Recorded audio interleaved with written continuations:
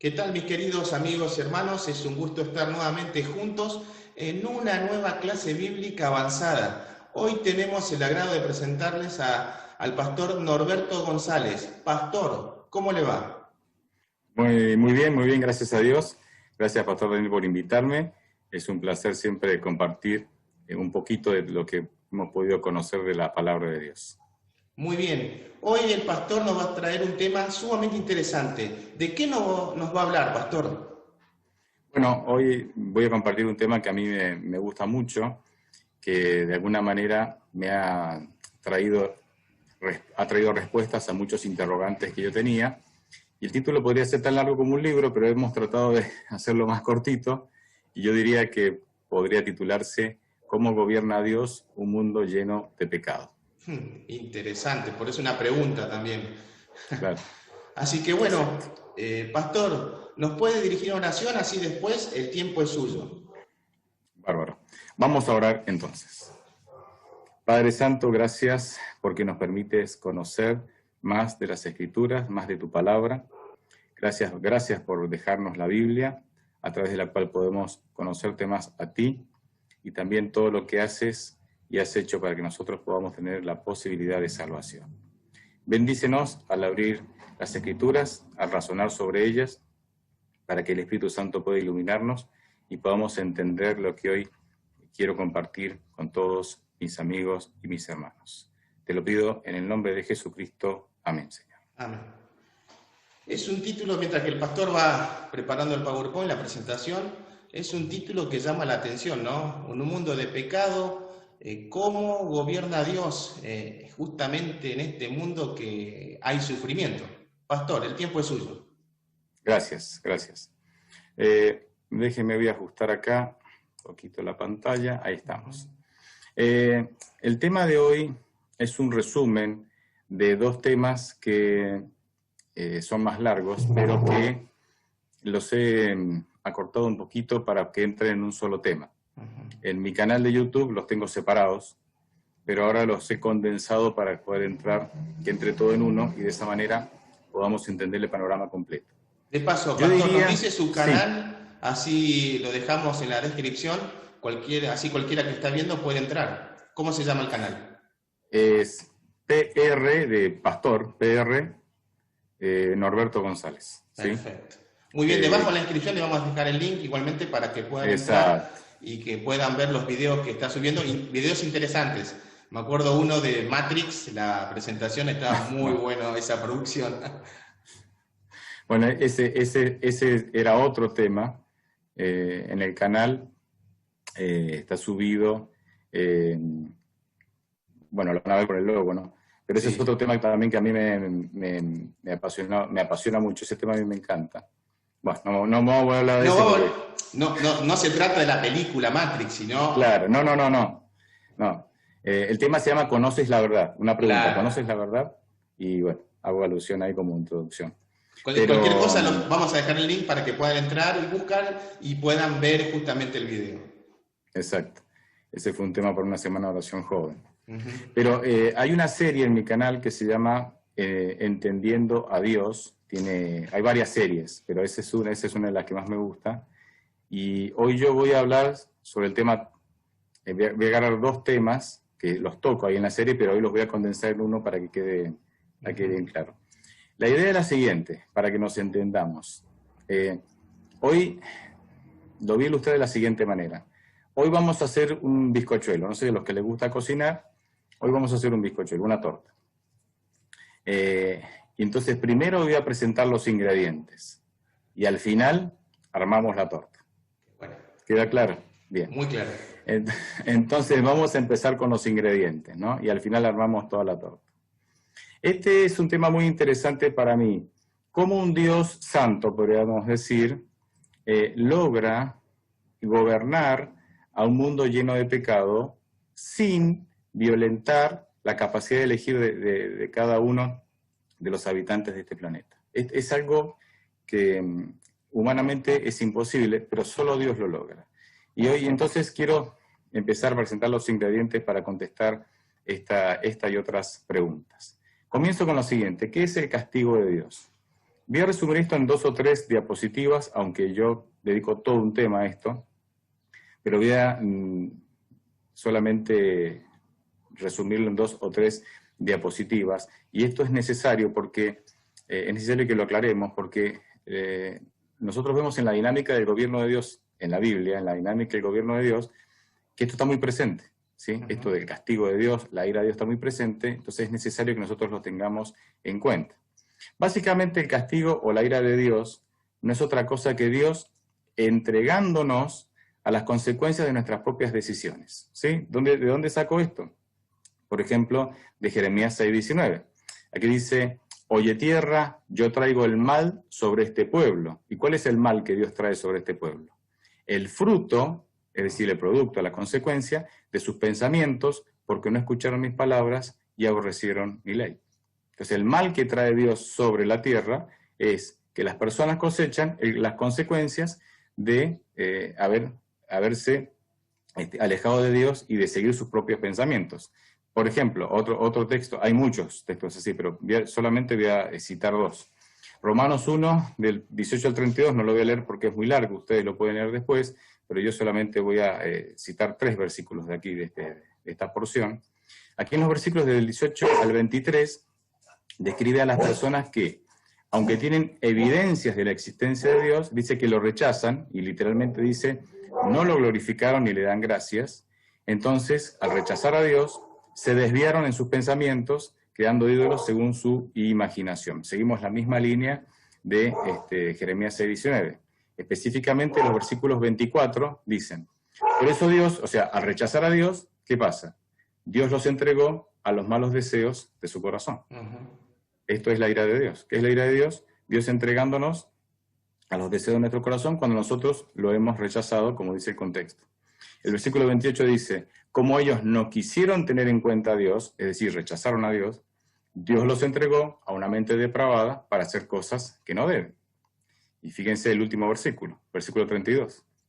Dice, saben bien que la justicia de Dios exige que los que hacen esas cosas merecen morir, pero ellos igual las hacen. Sí.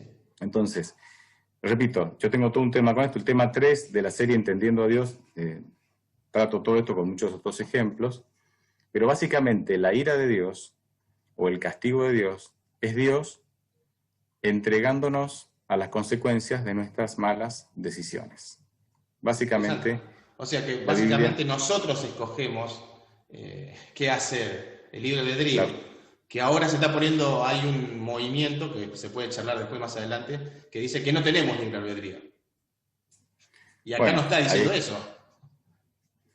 Es que justamente para mí el gran secreto, el gran interrogante es cómo Dios, sin quitarme el libre albedrío, la capacidad de elegir, sí, puede gobernar el mundo y puede llevar sus propósitos adelante. Porque humanamente, la tendencia humana es, cuando yo quiero hacer algo, como yo como gobernante quiero hacer algo, bueno, voy a terminar quebrantando la capacidad de elegir de muchos para yo poder hacer lo que yo quiero. Claro, tal cual. Pero Dios logra sus propósitos sin violar la capacidad de elegir de nadie. Y entonces eso para mí es un objeto de estudio. Para mí, por eso todo esto, por eso este tema. Por eso este tema, ¿no? Sí. Bien, este sería el primer ingrediente, tener claro qué es el castigo o la ira de Dios. Vamos al segundo ingrediente. Esto suena largo, pero es muy fácil, y se los voy a mostrar con varios ejemplos bíblicos. Oye, ahora quiero que veamos la relación entre la misericordia, el conocimiento, la libertad y la justicia. ¿Sí? No se asusten, esto es muy fácil. Miren, al observar la revelación natural, que sería la naturaleza, sí, y al observar la revelación especial, que serían las escrituras, generalmente notamos proporcionalidad y simetría. O sea, las cosas son proporcionadas y son simétricas. Por ejemplo, una flor, uno ve que hay un centro, hay pétalos que convergen en el centro, los pistillos salen del centro hacia afuera. O sea, hay proporcionalidad, ¿verdad? Hay un diseño ahí. Y, por ejemplo, cuando vemos la Santa Jerusalén en Apocalipsis descrita, tiene el mismo ancho, mismo alto, mismo largo, o sea, son medidas proporcionales. Esto es muy común en la Biblia, ¿no? Sin embargo, cuando nosotros vemos el carácter de Dios, vemos que el carácter es desproporcionado. Fíjense, Éxodo 34, 6 y 7, que es lo que vamos a leer ahora. Acá nos encontramos con que Dios describe su propio carácter a Moisés. En Éxodo 33, Moisés le dice, Señor, déjame, Moisés le dice, Señor, déjame ver tu gloria. Sí. Y Dios dice, bueno, yo te lo voy a mostrar. Y en Éxodo 34 le muestra su gloria. Y la gloria de Dios no es otra cosa que su carácter. Y acá Jehová, Dios, se presenta ante Moisés y le dice, Jehová, Jehová, Dios fuerte, misericordioso y piadoso, tardo para la ira y grande en misericordia y verdad, que guarda misericordia a millares, que perdona la iniquidad de la rebelión y el pecado, pero que de ningún modo tendrá por inocente al malvado, que castiga la maldad de los pecadores en los hijos y en los hijos de los hijos hasta la tercera y cuarta generación. Si yo hago un breve análisis así rápido, nos vamos a encontrar que aquí encontramos una referencia al poder de Dios, Sí. 6 referencias a la misericordia, una referencia a la verdad y 2 referencias a la justicia. O sea, el carácter de Dios es desproporcionado porque no tiene el mismo énfasis. O sea, no Es tiene más la amor misma- que justicia, por así decirlo. Claro, hay más misericordia y amor Sí. que justicia y que verdad y que las otras atributos de su carácter. Esto es importante porque esto va a determinar la manera en que gobierna Dios. O sea, Ujú. Dios, a la hora de gobernar un mundo lleno de pecado, el énfasis en el gobierno de Dios será la misericordia. ¿Por qué? Claro. Porque su carácter es 6 veces más misericordioso que justo. Aunque obviamente también es justo, ¿verdad? Y de ahí la ira de Dios. La ira de Dios tiene que ver con la justicia de Dios. Pero vemos, ya, este es el segundo ingrediente, ¿sí? Entender que el carácter de Dios es desproporcionado, en donde la misericordia, de alguna manera, está muy por encima de los otros atributos de su carácter. Hay que entender lo que no implica ver, porque hay esta tendencia de que Dios es amor, Dios no va a castigar al pecador, pero no, es justo, tiene justicia, es justo. Porque si Y no, no justamente- revelaría su amor. Es que justamente hacia el final del tema vamos a ver cómo Dios aplica la justicia, ni siquiera al final, ahora en un ratito, Sí. cómo aplica la justicia e incluso quién ejecuta la justicia de Dios, que no es Dios. Pero eso lo vamos a ir viendo hacia el final del tema. Bien, vamos con el tercer ingrediente, que son los principios del reino de Dios. Yo creo que hay muchos más, pero yo he resumido, para entender el tema, los principios del reino de Dios en 4 grandes principios, ¿sí? Esto no es dogmático, esto es una manera en que yo organizo la información. El primer principio del gobierno de Dios es la capacidad de elegir. Es decir, Dios me da capacidad de elegir para que yo pueda elegir vivir con Dios o sin Dios. Dios dice, yo te ofrezco todo, pero vos elegís. ¿Querés vivir sin mí? No hay problema. Pero el primer principio del gobierno de Dios es la capacidad de elegir. Sí. El segundo principio del gobierno de Dios es la misericordia o el amor. A mí me gusta, digamos, mencionarlo como la misericordia, por una cuestión de fines prácticos. Ujú. ¿Qué es la misericordia? La misericordia es Dios que nos trata como no merecemos. Romanos 6:23 dice que yo merezco la muerte por ser pecador, dice más la paga del pecado es la muerte, ¿verdad?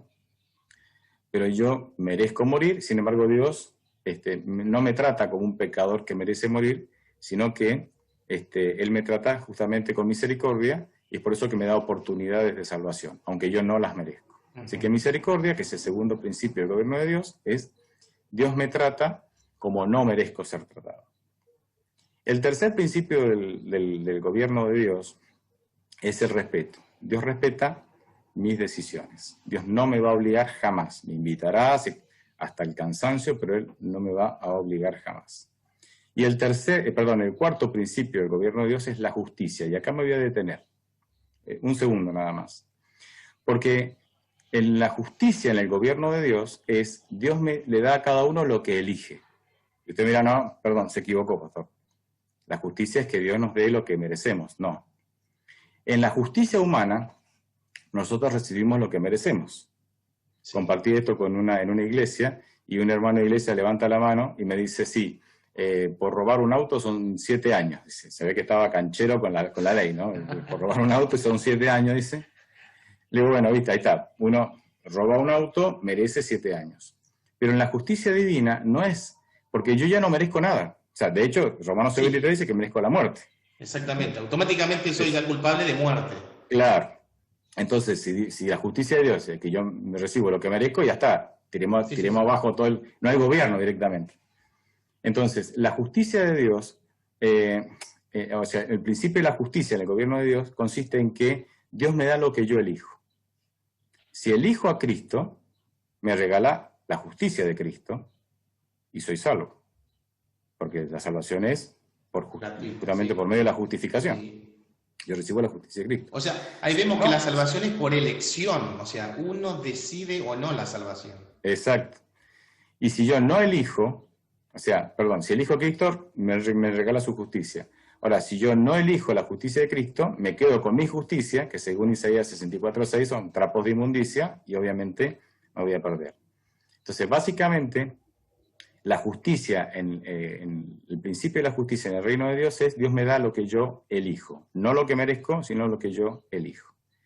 Y ahora vamos a entrar en un planteo muy interesante, y lo voy a después ilustrar con algunos ejemplos bíblicos. El pecado, y somos pecadores, nos hace usar mal la capacidad de elegir. Y Dios lo sabe. Dios sabe que en mi condición de pecado me cuesta usar bien el primer principio del gobierno de Dios, que es la capacidad de elegir. Y Dios lo sabe. Por eso cometemos tantos errores. ¿Sí?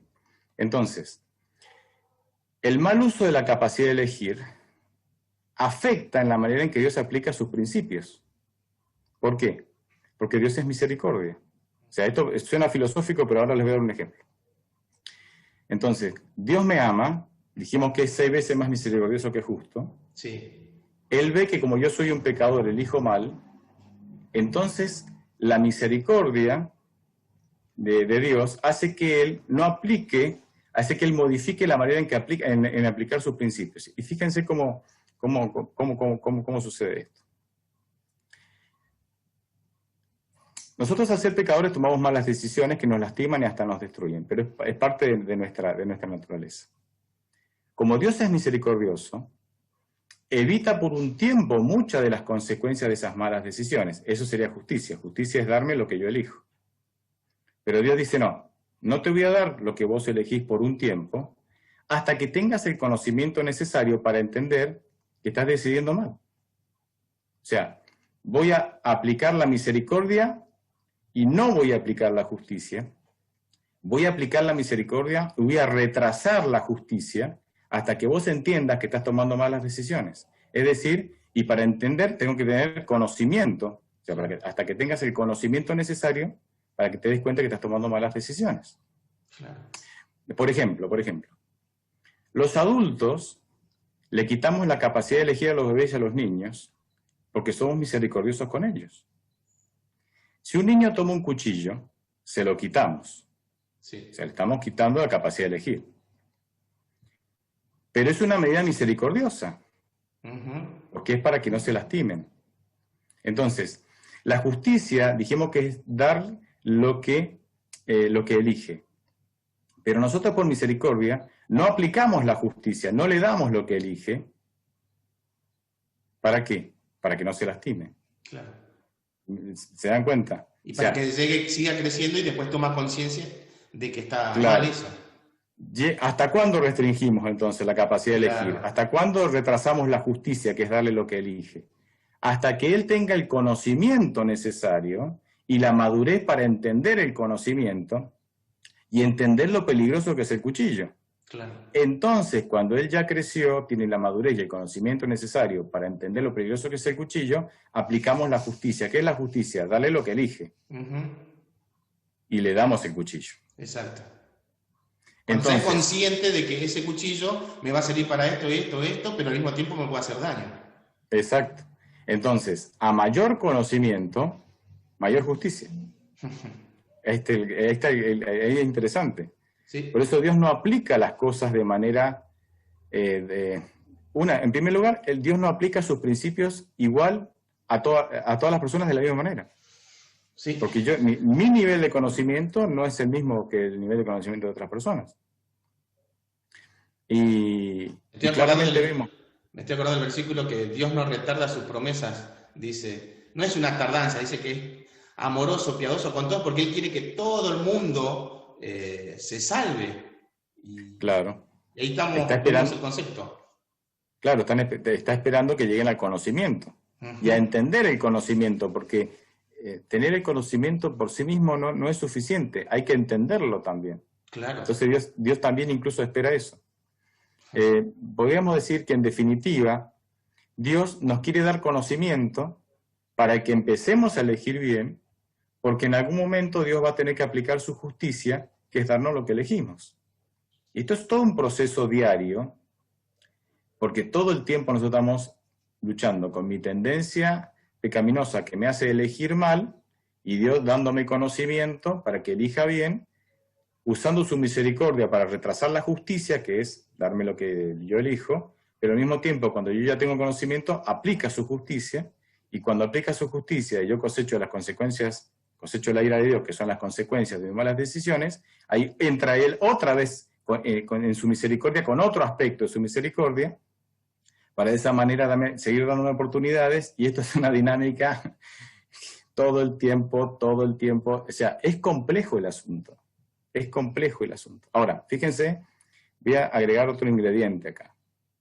¿Cuál es el papel que desempeña Satanás en todo esto?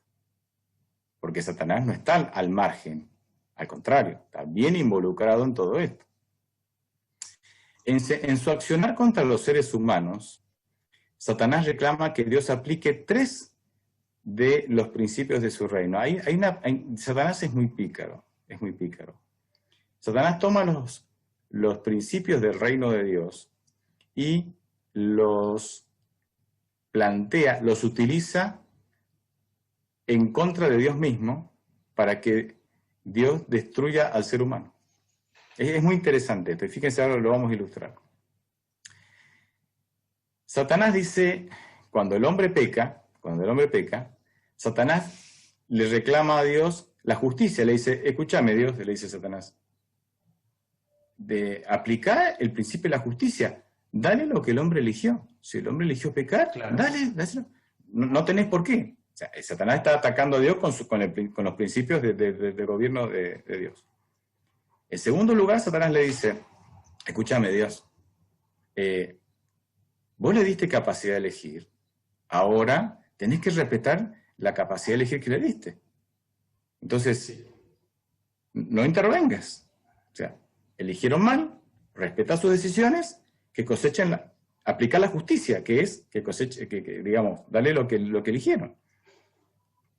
Satanás usa los principios del reino de Dios para atacar a Dios. Ahora, Satanás nunca reclama el principio de la misericordia. Nunca le va a decir a Dios, che, tené misericordia del hombre pecador, porque ese es uno de los principios de tu reino. Claro. Porque él no le conviene. Ahora, déjeme... Sí, sabe que lo va a perdonar, o sea, ¿Me entienden? si el hombre busca sinceramente. Exacto. Ahora, fíjense, toda esta filosofía lo vamos a aterrizar en varios casos bíblicos, pero vamos con el primero, que me parece fácil de entender. En Lucas 22, 31 y 32, acá Satanás le hace un pedido a Dios, a Jesucristo, para que le entregue a Pedro para sacudirlo. Dice el texto ahí, el Señor dijo también, Jesús está hablando, ¿no? Simón, Simón, Satanás ha pedido sacudirlos a ustedes como si fueran trigo, pero yo he rogado por ti para que no te falte la fe. Y tú, cuando hayas vuelto, deberás confirmar a tus hermanos. Lo primero que tiene que quedar claro acá es que Satanás está pidiendo permiso a Jesús para sacudir a uno de sus hijos. Si mi enemigo le tiene que pedir permiso a Dios para tocar a uno de sus hijos, ya estamos hablando de la diferencia que hay en esta batalla. ¿Qué enemigo tiene que pedirle permiso a su contrincante para atacar? Esto habla de que Satanás es un ser vencido. Hoy nos molesta, hoy nos puede hacer daño, pero está vencido. Porque tiene que pedir permiso a Dios para cualquier cosa que haga. Esto habla de un enemigo vencido. Y eso ya nos tiene que alentar.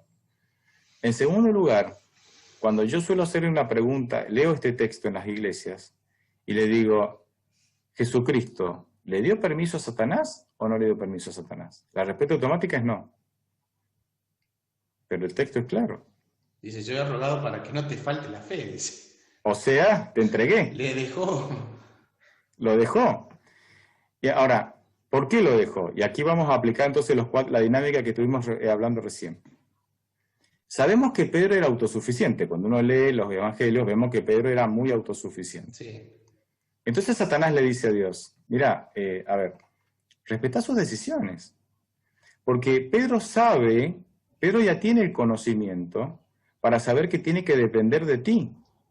Para saber que no tiene que valerse por sí mismo, sino que tiene que depender de ti. Sin embargo, aunque tiene ese conocimiento, él sigue siendo autosuficiente. Entonces, ahora aplica la justicia, le dice Satanás a Dios, aplica la justicia, dándole lo que él elige, porque él ya tiene el conocimiento para elegir bien, es decir, depender de Dios, y no lo hace, es decir, prefiere depender de sí mismo, ser autosuficiente. Claro. ¿Y Dios qué le dice a Satanás? Dios le dice, tenés razón. Tenés razón. O sea, Satanás le dice, no tengas más misericordia de él, no sigas retrasando la justicia, que es darle lo que Pedro eligió, porque él ya tiene el conocimiento necesario para elegir bien y elige mal. Así es que ahora, no lo protejas más, entrégamelo. Claro. ¿Y qué le dice Dios a Satanás? Tenés razón. Y entonces Cristo, con dolor, le dice, Satanás me ha pedido que te entregue. Vos ya tenías el conocimiento para entender que no tenés que ser autosuficiente. Sin embargo, no estás eligiendo bien. ¿Sabes qué, Pedro? Yo te voy a entregar. Yo te voy a entregar. Pero yo he rogado por ti. Claro, exacto. Pero estoy rogando por ti. Pero estoy rogando por ti. Acá vemos la dinámica que planteé recién en la vida de Pedro. Ahora, ¿cómo sacudió Satanás a Pedro? Con el arresto de Jesús, entre otras cosas. El arresto de Jesús fue un golpe que movió todas las estructuras de Pedro. Pero ahí está cosechando la justicia, que es que Dios le da lo que él elige. Ahora, yo cuando entendí esto, me agradó, o sea, me resolvió muchas cosas, pero al mismo tiempo me agarró como un miedito, ¿no? Con un poquito de miedo, porque dije, claro, si yo de alguna manera obligo a Dios a que Él aplique la justicia y me dé lo que yo elijo, y yo suelo tomar malas decisiones, porque soy un hombre pecador, no sé los que escucharán este tema, pero yo suelo, ¿no? Estoy en el horno, dije yo, estoy perdido. Pero entonces ahora tenemos que entender también, y acá está el otro ingrediente, cómo se manifiesta la gracia de Dios cuando tomamos malas decisiones. Porque esto también es importante. Sí. Porque si no vamos a entender que Dios, al aplicar la justicia, perdemos toda posibilidad, y no es así. En primer lugar, cuando yo tomo malas decisiones y Dios tiene que entregarme de alguna manera a Satanás, porque yo, teniendo el conocimiento para elegir bien, he elegido mal, entonces Dios aplica la justicia, tengo que recordar que aunque Dios me entrega a Satanás, en 1 Corintios 10:13 dice que Dios no nos dará una prueba más grande de la que podamos soportar, y con la prueba nos dará también la salida. Es decir, es cierto, yo de alguna manera elegí soltarme de la mano de Dios. Claro. Dios dice, bueno, está bien, tengo que aplicar los principios de mi reino, es tu elección, pero así todo, no quedo totalmente librado a las manos de Satanás. Dios regula hasta qué punto Satanás, hasta dónde me puede tocar y hasta dónde no. Creo que ahí viene el punto, ¿no? El pecado imperdonable. O sea, hasta que uno no comete el pecado imperdonable, Dios todavía su gracia como que me protege. Me sigue protegiendo, claro, y me protegerá, ¿verdad? Entonces, no quedo totalmente librado, porque Dios me sigue protegiendo, sigue regulando que sí que no. En segundo lugar, me sigue dando oportunidades para que yo pueda volver a Dios, pueda permanecer en Dios y volver a Dios. Y en tercer lugar está esa frase maravillosa de Lucas 22:32 que Jesús le dice a Pedro, pero Pedro, yo estoy rogando por ti. O sea, Él está continuamente intercediendo por nosotros, ¿verdad? La sensación de la última frase, ¿no? La tercera, Jesús estaba orando por Pedro, es me vino a la mente de una madre orando por su hijo que se descarrió del camino. Exacto, Esa sensación, o un exacto. padre, ¿no? Bueno, el hijo pródigo, estoy pensando en el hijo pródigo ahora. ¿Qué pensó el hijo pródigo? El padre dice que todos los días estaba esperando a que volviera el hijo. Esa sensación me da. Es que justamente Dios no, no se olvida de sus hijos, jamás, jamás lo hará. Este concepto de que Dios, de que te equivocaste, quizás, mirá, ni se te ocurre ir a Dios. Portate bien un Sí. rato antes de ir a Dios. Eso es tan satánico, es tan satánico. Y La bueno, Biblia jamás, jamás ayer dice eso. justamente tuvimos culto de oración que estamos leyendo el libro La oración de Elena de White y el capítulo 27 hablaba de Satanás y la oración. Y justamente lo que busca Satanás es que, no, ¿para qué vas a orar? No, ya fuiste muy lejos. El polo opuesto, no, tenés que ser así, así perfecto para volver a Dios, o si no, no te va a Claro, aceptar. claro. Y bueno, pero que cuando nosotros tenemos un concepto errado de Dios y cuando no entendemos la dinámica del gobierno de Dios, es fácil caer en esos extremos. Sí, Es fácil caer en esos extremos. Pero cuando uno entiende la dinámica, este punto que estamos viendo acá, que Dios, o sea, yo voluntariamente me separo de Dios, pero Dios a sí mismo no va a permitir que Satanás haga lo que quiera. sí. Él no me va a dar una prueba más grande de la que puedo soportar. Obviamente que Y yo me después imagino, voy a sufrir las consecuencias, ¿no?, de haberme alejado, pero eso no implica que Él no siga orando por mí, que me exacto, alejé. exacto. O sea, Dios sigue, porque Dios nunca nos abandona. Yo tuve que aprender eso y a entender que Dios no me abandona nunca, que yo soy el que abandona a Dios, pero que Claro, Dios no me abandona nunca. Entonces tuve que entender eso porque creo que fuimos criados un poco con esa idea, ¿no?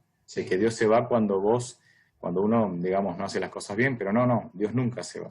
Sí, tenemos ese concepto también, Eh, ¿no?, de que si uno comete un pecado, es el tema como la tecla de prender y apagar la luz. Cometo un pecado, estoy perdido. Confieso el pecado, estoy salvado. Y claro, continuamente estamos así, inseguros, y eso me da temor, porque cada vez que cometo un pecado, estoy perdido eternamente. Pero viéndolo de este marco, cambia. Es decir, no estamos justificando el pecado, obviamente, pero estamos viendo de que la salvación es mucho más grande y la oportunidad que nos da Dios es sumamente muy grande. Y ahí vuelvo al principio que habías mencionado, pastor, que, a ver, se habla más de la misericordia y la justicia en dos veces en el versículo, creo que a 6-2, claro. algo 6-2, así. claro. Ujú. 6-2. Es más Y, amoroso que justicia, pero cuando tiene que aplicar la justicia lo va a hacer. claro. Ahora, este ejemplo que vos diste de la luz que prende y apaga, ¿no? Eh, la dinámica es más fluida que un sí, no, perdió salvado, perdió Sí, salvado. No, es como algo que fluye en ujú, una dirección o en otra, pero está siempre fluyendo, exacto, porque la misericordia de Dios está siempre interviniendo. exacto. Entonces, yo lo veo más como un río que corre, ¿verdad? Y que puede, de alguna manera, desbordar hacia un lado o hacia el otro, pero siempre está corriendo, más que algo prendido y apagado, ¿me Ujú. entendés?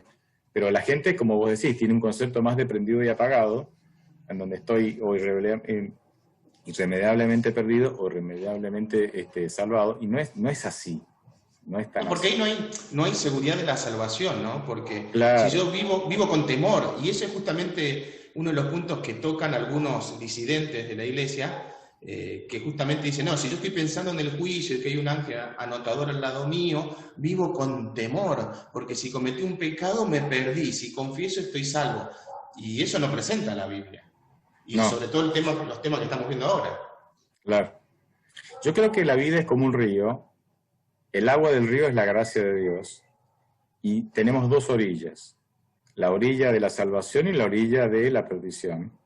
Y nuestra vida siempre fluyendo sobre la gracia, en Mm, base a mis elecciones, va hacia una orilla o hacia otra, de una manera más dinámica, pero es siempre sobre la gracia, porque yo hoy estoy hablando y respirando por gracia, claro, tal cual.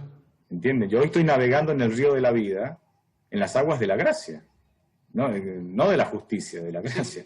La justicia tiene su lugar y lo vamos a ver, pero este, Pero bueno, es un énfasis. Pero cuando tenemos un énfasis de un Dios castigador, de un Dios... Nosotros fuimos educados con un Dios que era 6 veces más justo que misericordioso, pero cuando la Biblia habla de que es todo lo contrario. Y cambiar la cabeza en ese sentido es un esfuerzo. Cuando nosotros vamos a la cruz, creo que se ve el énfasis, porque de tal manera amó Dios al mundo, dice ahí. Que ha dado a su Hijo. Vemos, de tal manera amó Dios al mundo. Hay un énfasis en el amor de Dios en rescatar a la raza humana que se perdió. Pero al mismo tiempo demuestra que es justo, porque Cristo tuvo que venir a morir. Claro, pero vos fíjate, la cruz nos da los dos panoramas, el panorama del amor y el panorama de la justicia, pero la tendencia es a enfatizar la justicia. Sí. Es decir, debido a la justicia Jesús murió. ¿Te parece lindo lo que le hiciste a Jesús? Cuando vos das ese mensaje, estás dando un claro énfasis sobre la justicia, y entonces ahí las cosas no van a salir bien.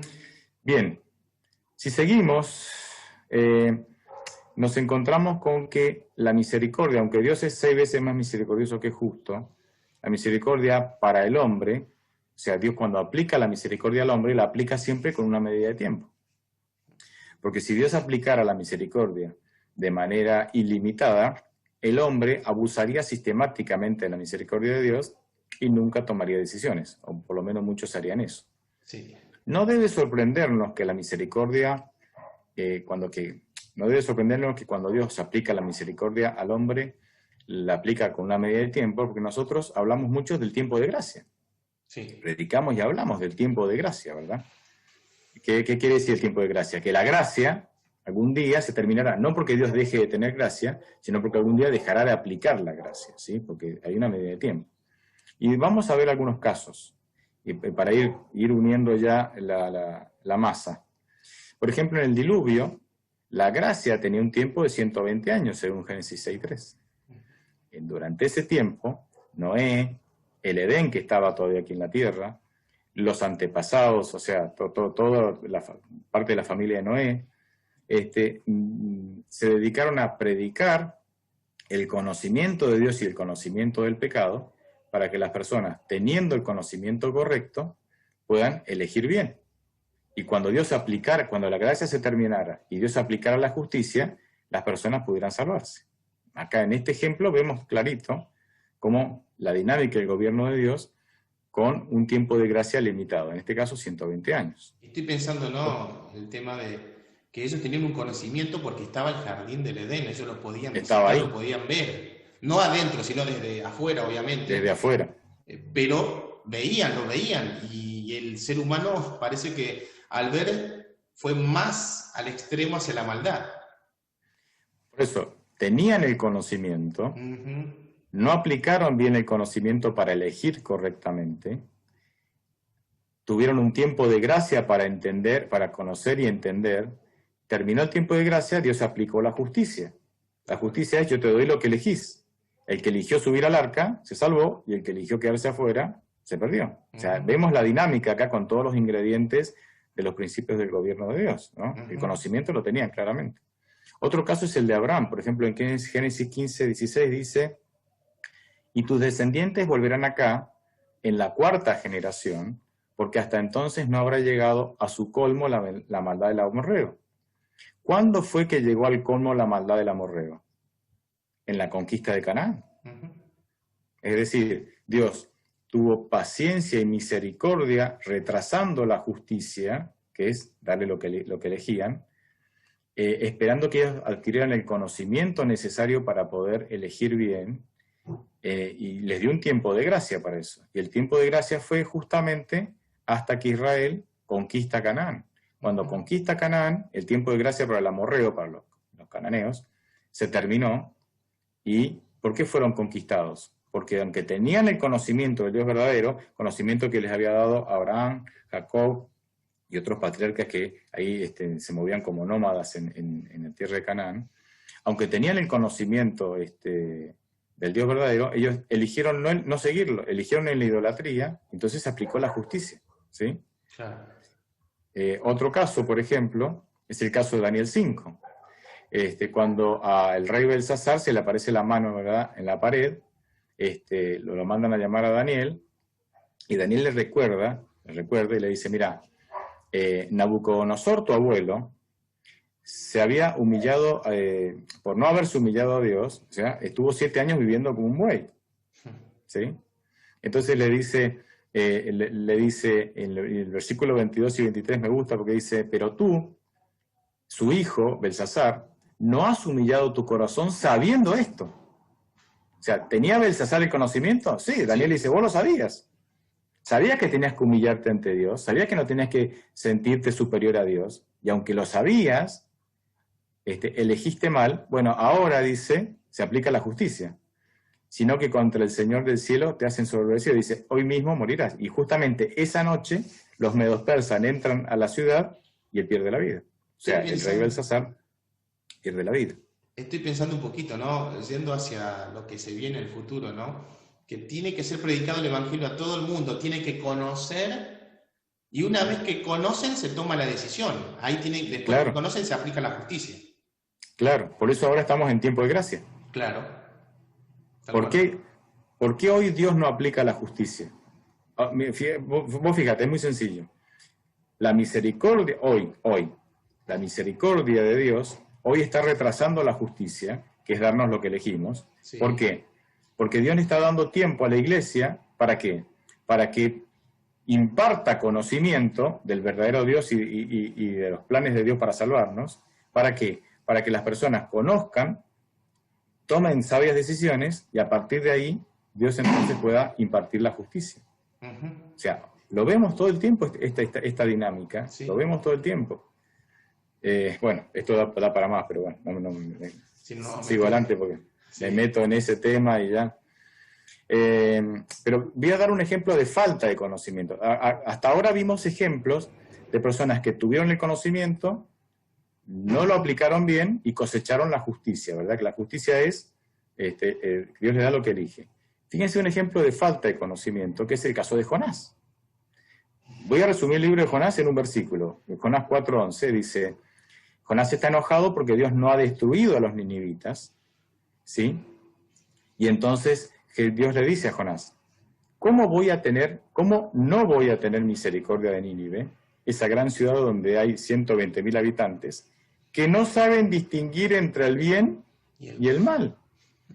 Dios dice, Dios dice, no puedo aplicar la justicia, que es darle lo que eligen, a esta nación. ¿Por qué? Dice Jonás. Porque no tienen el conocimiento todavía. Ahora, vos, con tu predicación, Jonás, les diste un conocimiento importante. Con tu predicación les dijiste que si no reforman su vida y no se vuelven a Dios, serán destruidos. Ellos tomaron ese conocimiento que vos les diste, Jonás, lo aplicaron bien porque se humillaron, ayunaron, y entonces ahora yo les tengo que prolongar mi misericordia y no aplicar la justicia. Ahora, ¿Dios aplicó en algún momento la justicia sobre Nínive?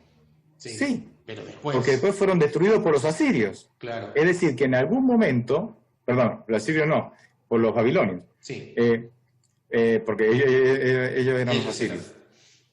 Por los babilonios. Es decir, que en algún momento ellos, aunque tenían el conocimiento correcto, eligieron mal, el tiempo de gracia se les terminó y cosecharon la justicia. Y la justicia, que es, digamos, recibieron lo que eligieron, que es la ira de Dios, la recibieron de manos de ¿quién? De los babilonios. Claro.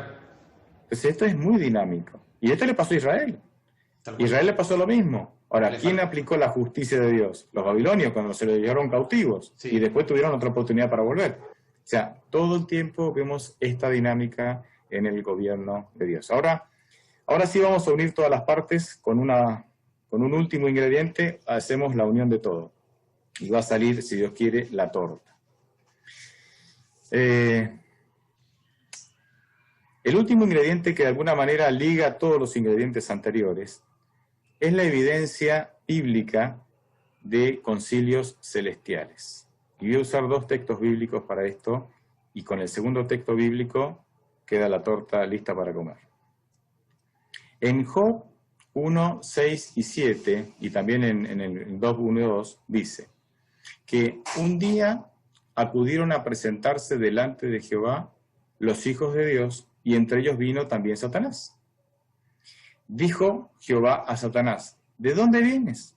Respondió Satanás a Jehová y dijo, de rodear la tierra y andar por ella. Este texto que leímos y también en el capítulo 2, 1, 2, encontramos alguna información que a mí me parece importante.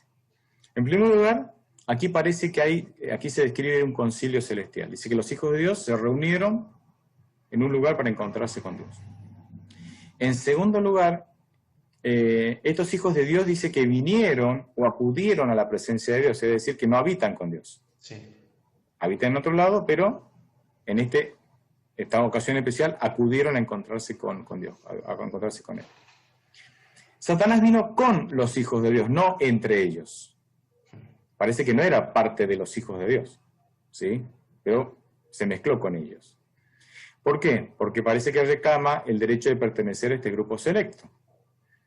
Él quería pertenecer a este grupo selecto porque había adquirido mediante el engaño la posición como representante de la tierra, posición que, digamos, le correspondía a Adán, pero que él, digamos, mediante el engaño se la sacó. Y como Romanos 6 dice que uno se convierte en esclavo de quien decide obedecer, entonces ahora Adán y Eva se volvieron esclavos de Satanás y Satanás quedó como representante de esta tierra. Bien, hasta incluso Jesucristo reconoce de alguna manera esto cuando Jesucristo llama a Satanás el príncipe de este mundo. Entonces, igual para nuestro consuelo, ¿no? ¿Quién es actualmente nuestro representante ante Dios? Bueno, hoy es Cristo porque 1 Corintios 15, 45 lo llama el segundo Adán porque venció donde el primer Adán fue vencido. ¿Sí? Solamente que necesitamos que termine la historia de este mundo para que ya Cristo tome el señorío total de la tierra. Entonces podemos deducir que si Satanás viene a este concilio representando un planeta, los otros hijos de Dios que también llegaron a este concilio seguramente son representantes, o es muy posible que sean representantes de otros planetas, ¿verdad? La idea que nos deja este texto es la siguiente. Cuando hay decisiones importantes que tienen que ver con la administración del universo, Dios, que no es un Dios tirano, sino que es un Dios, digamos, democrático, que incluye en su gobierno a sus hijos. Delega autoridad, Dios, sería. Exacto. Dios se reúne en concilio con sus hijos, con sus representantes, para deliberar sobre estas decisiones. Y voy a dar un par de citas acá cortitas.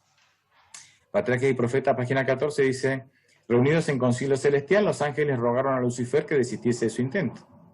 Acá hay una evidencia también fuerte de concilio. Por ejemplo, dice, cuando fue necesario avisarles a Adán y Eva que Lucifer había caído, dice, se reunió el concilio otra vez, dice, se decidió en el consejo del cielo enviar ángeles para advertir a Adán que estaba en peligro de la presencia del enemigo.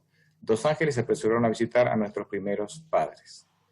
En conclusión, hay evidencias claras de que Dios tiene un concilio celestial que se compone de los representantes de todas las regiones del universo. En este concilio se toman decisiones administrativas que impactan el bienestar de todo el universo. Entonces, teniendo ya esto en mente, me voy al segundo caso, que este es el más importante, y es con el que voy a cerrar la reflexión. Estaba pensando justo en ese versículo. Es que justamente, claro, aquí vemos otro concilio, otra evidencia bíblica de concilio, de un concilio celestial que está en 2 Crónicas 18 al 22, 18 del 18 al 22, y yo lo que voy a hacer es leerles, no todo, pero voy a relatar un pedacito y leer una porción del versículo que lo necesito. El contexto de este pasaje es que el rey Acab quiere ir a la guerra con los sirios, o contra los sirios, y consulta a sus 450 profetas que eran pagados por él y comían de la mesa del rey, ¿verdad? Y los profetas le decían, sí, ve a la guerra. Pero estaba también presente allí Josafat, que se había emparentado por el casamiento de uno de sus hijos con Acab, y él dice, pero ¿no tenés aquí un profeta de Jehová? Porque claro, él se daba cuenta que estos profetas eran todos pagados por Acab y le endulzaban el oído de Acab, o sea, le decían a Acab lo que quería escuchar. Entonces él dice, sí, hay un profeta de Jehová, pero que no me gusta, porque nunca me dice lo que quiere, justamente, porque es el profeta de Jehová, no te dice lo que vos querés, tendrías que escucharlo. Pero lo traen, se llama Micaías, ¿no? Y Micaías le dice, y aquí sí vamos a leer el texto bíblico, dice, entonces Micaías dijo, Oíd pues palabra de Jehová. Yo he visto a Jehová sentado en su trono, y todo el ejército de los cielos estaba a su mano derecha y a su izquierda. Interesante. Acá parece también que nos metamos en un concilio. Y preguntó Jehová, ¿quién inducirá a Acab, rey de Israel, para que suba y caiga, o sea, muera, en Ramot de Galaad? Y uno decía de una manera, y otros decían de otra. Acá está el concilio sesionando. Entonces salió un espíritu que se puso delante de Jehová y dijo, yo lo induciré. Y Jehová le dijo, ¿de qué modo? Él respondió, saldré y seré espíritu de mentira en la boca de todos sus profetas. Jehová dijo, tú lograrás engañarlo, anda y hazlo así. Y ahora Jehová ha puesto espíritu de mentira en la boca de estos tus profetas, pues Jehová ha hablado el mal contra ti. Este texto da para un libro, me encanta. Pero yo solamente me voy a detener en 2 o 3 puntos. Y retomo en el versículo 18, ¿sí? Y voy a hacer algunas notas aclaratorias. Acá, fíjense que lo que ya comenté, versículo 18 y 19, Jehová hace la pregunta y unos deliberan de una manera y otros deliberan de otra. Acá vemos, en los versículos 18 y 19, cómo el concilio está deliberando qué hacer, ¿sí? ¿Qué hacer? ¿Con qué? Con Acab. Versículo 20. Dice, entonces salió un espíritu que se puso delante de Jehová y dijo, yo lo induciré. Y Jehová le dijo, ¿de qué modo? Él respondió, saldré y seré espíritu de mentira en la boca de todos los profetas. Ahora, ¿quién era este espíritu? Que estaba en el concilio, que no puede ser un ángel de Dios, porque los ángeles de Dios no mienten. Sí. ¿Quién puede ser? Satanás. Que estando ahí, dice, mira, yo lo voy a inducir.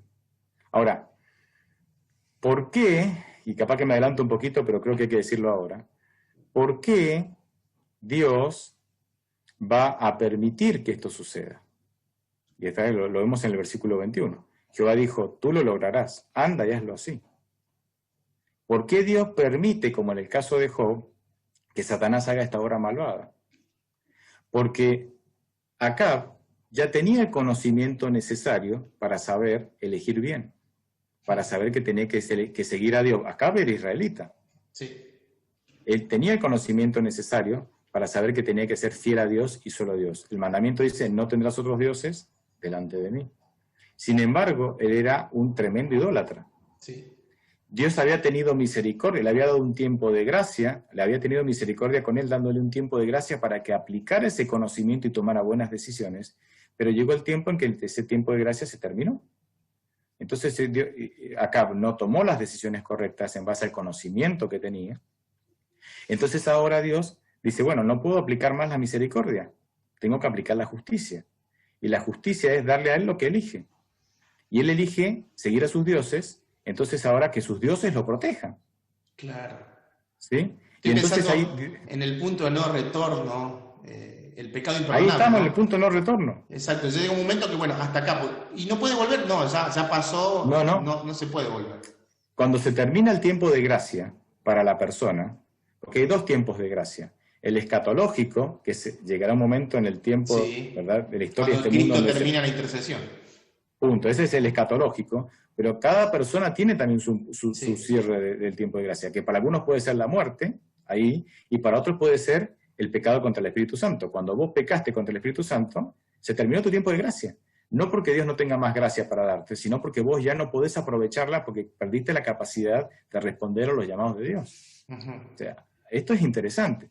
Entonces acá se le termina el tiempo de gracia, y entonces dice, bueno, él tiene que cosechar la justicia, que es cosechar las consecuencias de seguir a sus dioses, y que sus dioses lo protejan en la batalla que acá mismo quería ir. ¿Quién lo inducirá entonces a que coseche la justicia? ¿Quién lo inducirá a que coseche las consecuencias de sus malas decisiones? Yo, dice Satanás. Claro. Yo. Ahora, y me estoy adelantando, pero esto cierra acá. Si la ira de Dios, como lo vimos al principio, es Dios dejándome cosechar las consecuencias de mis malas decisiones, viendo el caso de Acab, ¿quién ejecutó la ira de Dios en la vida de Acab? Él mismo. Satanás. Bueno, sí, lo que Satanás. O sea, ¿me entienden? La ira de Dios es yo cosecho. Pero ¿quién la ejecuta? Satanás. Satanás, es verdad. Satanás. Entonces, Y esto Y eso lo exonera podemos llevar al cierre del ¿Cuál? tiempo de gracia. ¿Quién va a ejecutar No, los juicios? pero vos, claro, vos fíjate, cada vez que la Biblia dice el ángel de Jehová mató a 180.000, ¿quién es ese ángel de Jehová? Satanás. Ahora me dirán, no, pero ¿cómo puede ser? Sí, ¿por qué? Porque fíjate esta frase, y ahora Jehová ha puesto el espíritu de mentira en la boca de sus profetas, pues Jehová ha hablado mal contra ti. ¿Era Jehová el que puso espíritu de mentira? No, No. fue Satanás el que puso espíritu de mentira. Pero ¿por qué está expresado así? Y déjenme adelantarme acá un poquito. Y esto ya lo dije. Cuando en las Escrituras dicen que Dios colocó mentira, significa que Dios permitió. Claro. Como en el caso de Job, donde Dios no causó los males de Job, pero los permitió. Porque en el pensamiento hebreo, y esta última oración, esto es hermenéutica pura. Sí.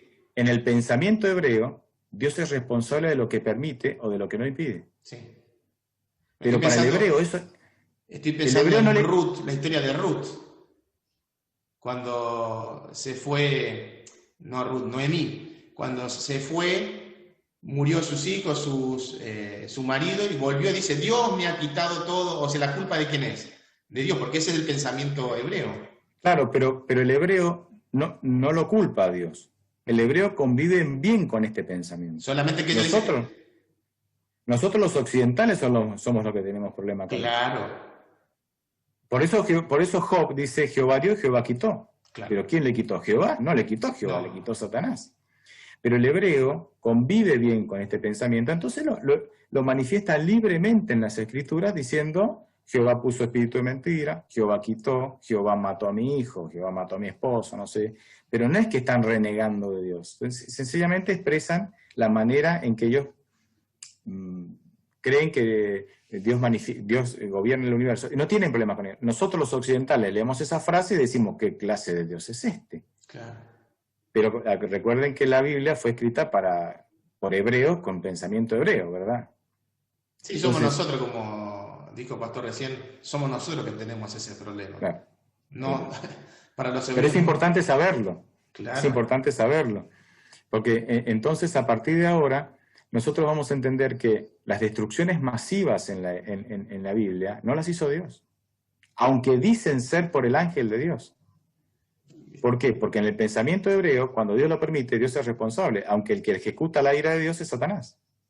Estoy pensando en Apocalipsis, cuando dice que los 4 ángeles están reteniendo los vientos. ¿Qué retienen? Y retienen a Satanás. Ahí está. ¿Me entienden? O sea, Dios ahí no está ejecutando. ¿Qué sería si el amor de Dios no estuviera entonces reteniendo eso? Claro. Ahora, fíjense acá. Otros casos que los voy a agarrar hacia vuelo de pájaro, porque si me pongo a analizar cada caso, Ananías y Zafira. Voy a hacer de cuenta que todos conocen estos casos, si no van a tener que leerlos. Ananías y Zafira, que por mentir al Espíritu Santo fueron muertos instantáneamente.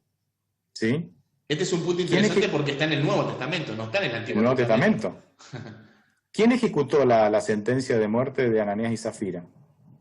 Satanás.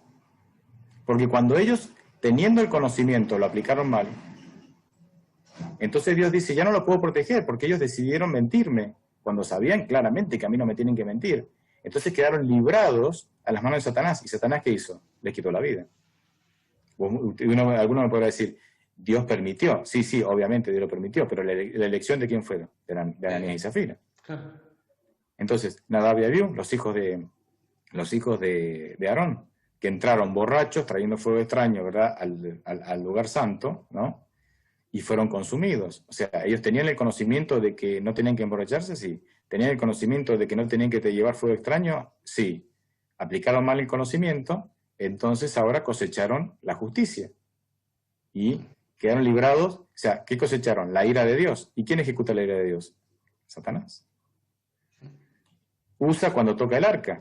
El arca había estado durante décadas en la casa de Usa, ¿verdad? Un día la trasladan y Usa, parece que el arca se va a caer, Usa la quiere atajar y muere. Uno dice, Ese es un caso que uno como que cuando lo lee, pero si no quiso hacer nada malo.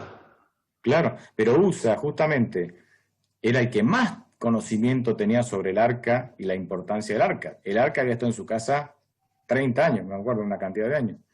Pero justamente todo ese tiempo Usa había generado cierta confianza excesiva sobre las cosas sagradas que, digamos, de esto demostró que le daba lo mismo estar o no estar, tocar o no tocar, digamos, perdió, no usó el conocimiento de la santidad de ciertas cosas, usó mal ese conocimiento, entonces cosechó la justicia. ¿Qué es la justicia? Y bueno, atenerte a las consecuencias. Vemos ahí cuando dice ahora, Dios es no, es no. Y es Dios, y él dice no porque es Dios. Y no tengo que andar deliberando, bueno, pero quiso hacer. No, es así. Claro, pero, y aunque es así, dijimos que la misericordia de Dios retrasa la justicia, ¿no? Pero parece que en el caso de Usa ya no pudo retrasar más. Claro. No pudo, Dios en su sabiduría sabía. Ahora, ¿quién ejecutó la ira de Dios sobre Usa? Satanás. Y entonces empecemos, pasa lo mismo con los de Bexeme, que también revisaron el arca como Usa, pasa en la rebelión de Coré, número 16. Sabían que los líderes designados eran Moisés y Aarón, tenían evidencias de sobra, sin embargo, en un acto de rebelión, ellos quisieron, y Dios dice, pero chicos, no lo hagan, porque si ustedes no usan el conocimiento que tienen, entonces ustedes quedan librados a Satanás. ¿Quién ejecutó la ira de Dios sobre la familia de Coré? Satanás. Y así podemos, el ángel destructor de Egipto. ¿Quién pasó matando los primogénitos? La plaga de censar el pueblo de 2 Samuel 24. Esta plaga a mí me comió la cabeza 20 años, hasta que logré entenderlo. Ahí estaba David censando el pueblo porque pretendía sostener el gobierno que el Señor le había regalado mediante el ejército, sí, el poder de la fuerza. Entonces Satanás le dice, yo me imagino el diálogo, Satanás le dice a Dios, escúchame, le regalaste 1000 batallas a este hombre, desde Goliat en adelante, le regalaste 1000 victorias, pero ahora él sabe que las victorias vienen de tu mano, es un regalo tuyo, pero ahora está censando el pueblo porque cree que el poder viene no de Jehová, sino que el poder viene de la fuerza bélica, de la fuerza de las armas. Y entonces dice, ahora, listo, entregámelo. Él tenía el conocimiento, no lo aplicó bien, no apliques más la misericordia, deja de protegerlo, entregámelo. Y Dios entonces le dice, y sí, te lo tengo que entregar, tenés razón. David, ¿quién tenía más conocimiento que él? Ninguno. Ahora, ahí vemos también la misericordia de Dios, que cuando David pide perdón sacrificando el buey, en ese instante, Dios le dice a Satanás, no destruyas más, ya me pidió perdón y yo ya lo perdoné. Él ya se arrepintió, yo ya lo perdoné. No destruyas más. Vemos cómo aquí se aplica esta dinámica de los 4 principios del gobierno de Dios, teniendo en cuenta un Dios que es extremadamente misericordioso, ¿verdad? Y que es más misericordioso que justo. Bien, habría mucho más que decir, pero voy a terminar de la siguiente manera. Déjenme que me hice una macana por acá.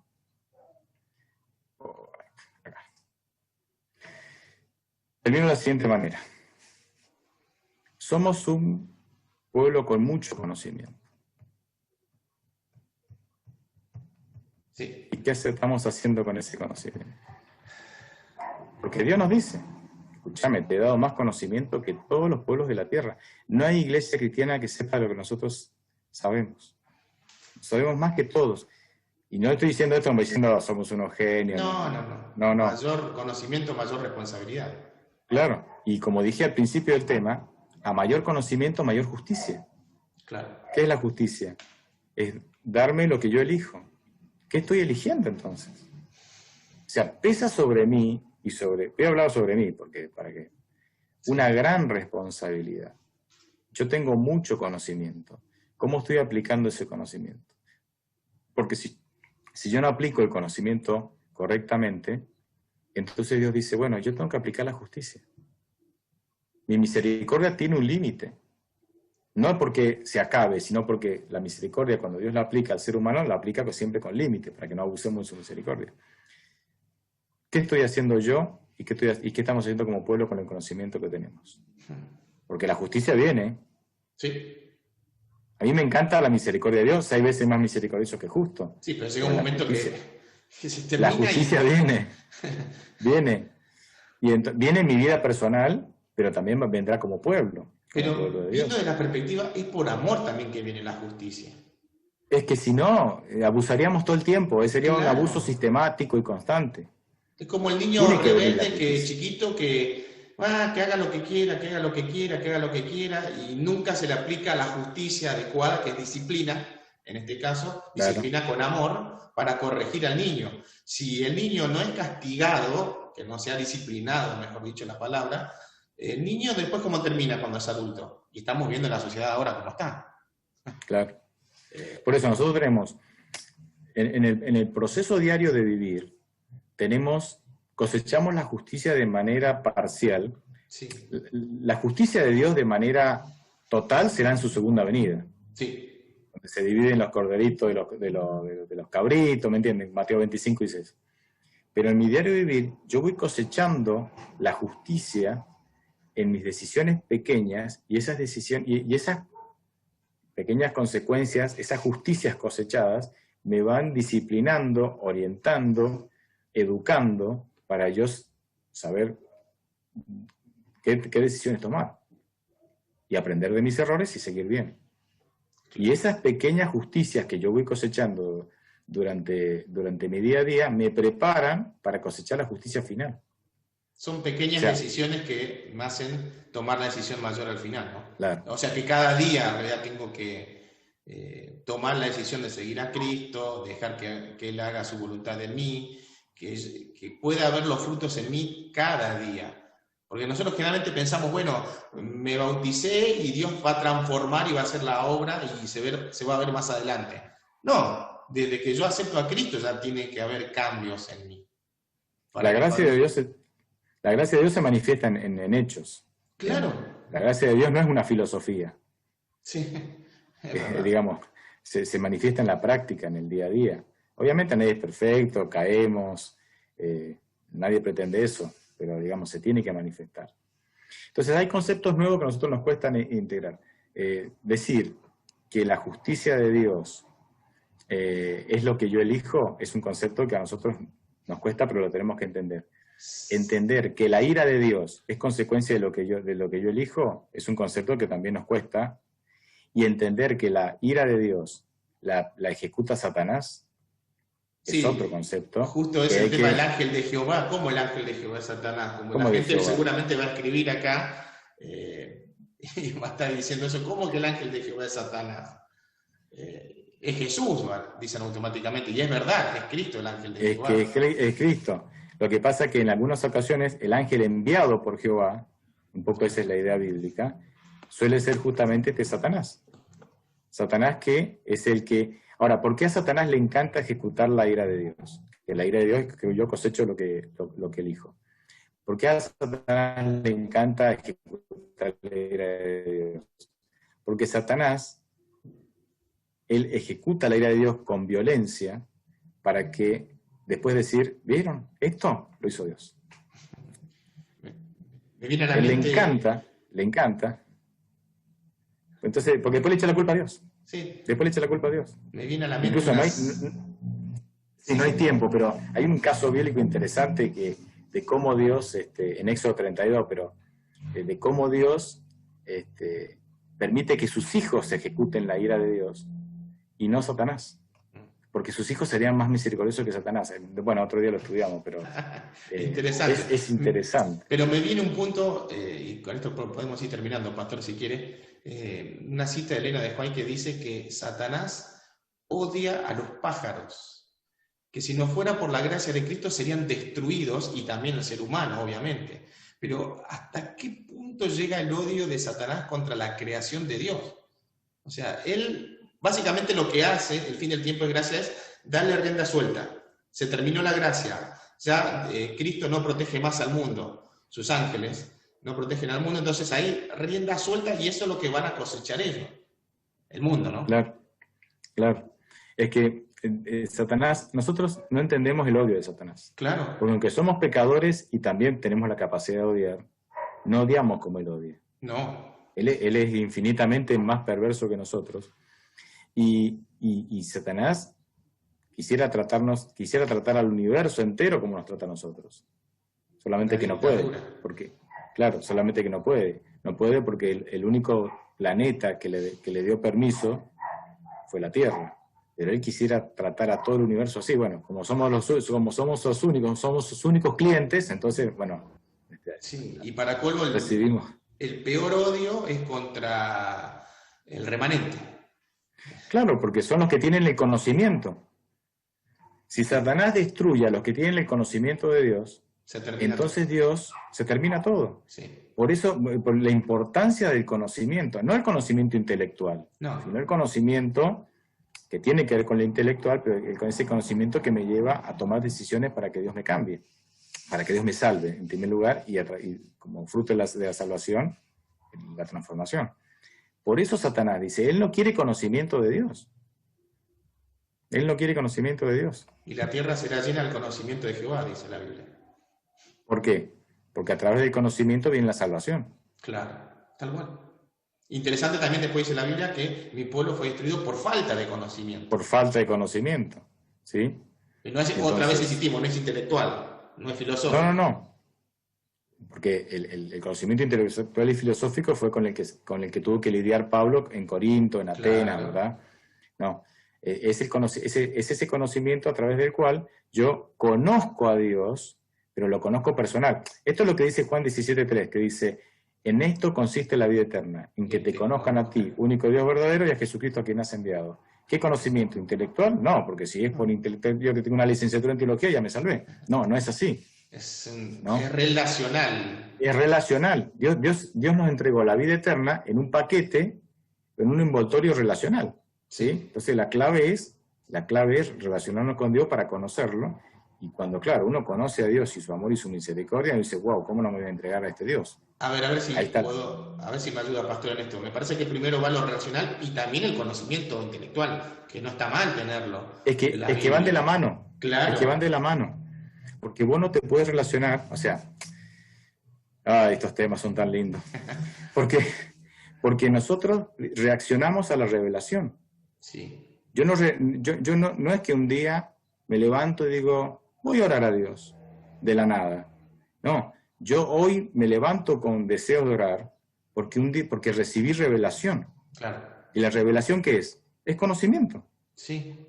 Pero es conocimiento que me lleva a la relación. ¿Entiendes? Yo con mi esposa tengo una relación, pero esa relación... Ahora, si yo quisiera con mi esposa separar relación y conocimiento, no puedo. No. Están tan entrelazados. Posible. Y bueno, con Dios es lo mismo. Claro. ¿Qué hacían los filósofos en tiempo de Pablo? Ellos decían, no, Dios es una cosa y la filosofía es otra. Es como que iban por vías paralelas. Sí. No, dice cuerpo, Pablo. Alma, el cuerpo es... ¿Entienden? Sí. No, dice Pablo, no es así. El conocimiento de Dios te lleva a una relación, si no, es justamente un conocimiento intelectual. Bueno, Jesucristo lo dijo de los fariseos, la verdad. Y esto es interesante, ¿no? Porque cuanto más relación tenga con Cristo, cuanto más lo conozca, más voy a alabar su nombre, y por toda la eternidad vamos a estar estudiando la cruz. ¿Y eso cómo? Por toda la eternidad.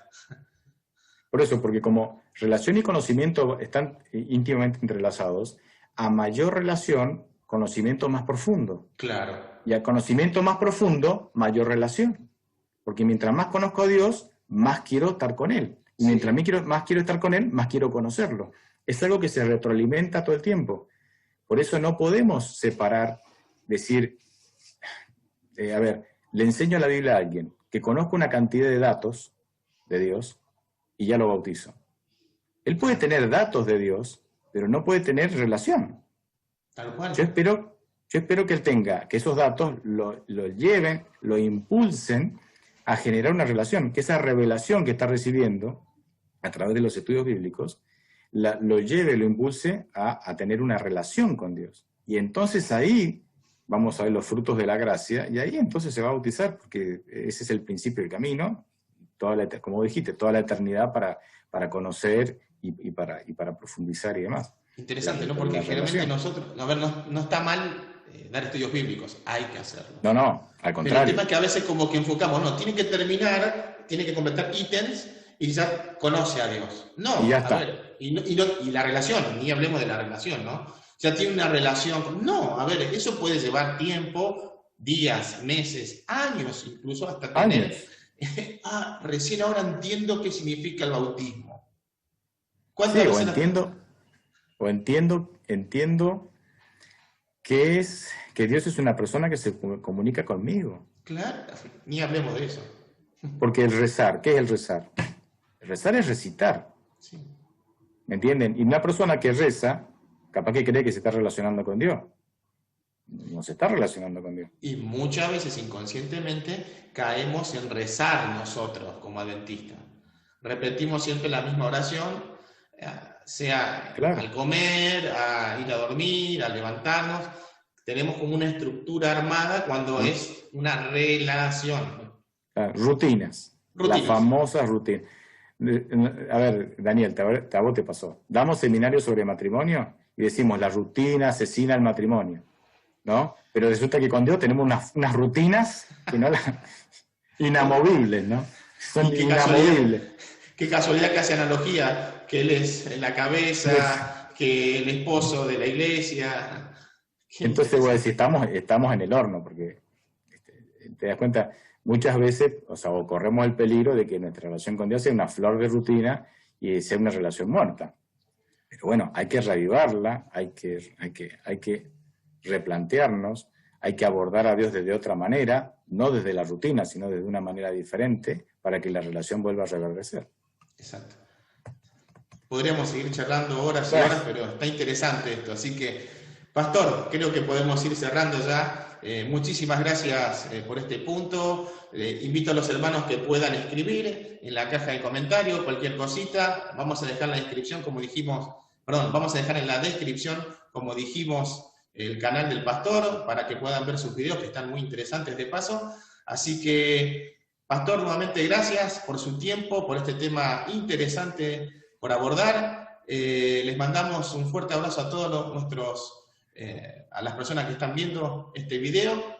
Le invitamos que puedan entrar al canal del Pastor, suscribirse, que puedan compartir y bueno, sobre todo que podamos tener un conocimiento real relacionándonos continuamente con el Señor.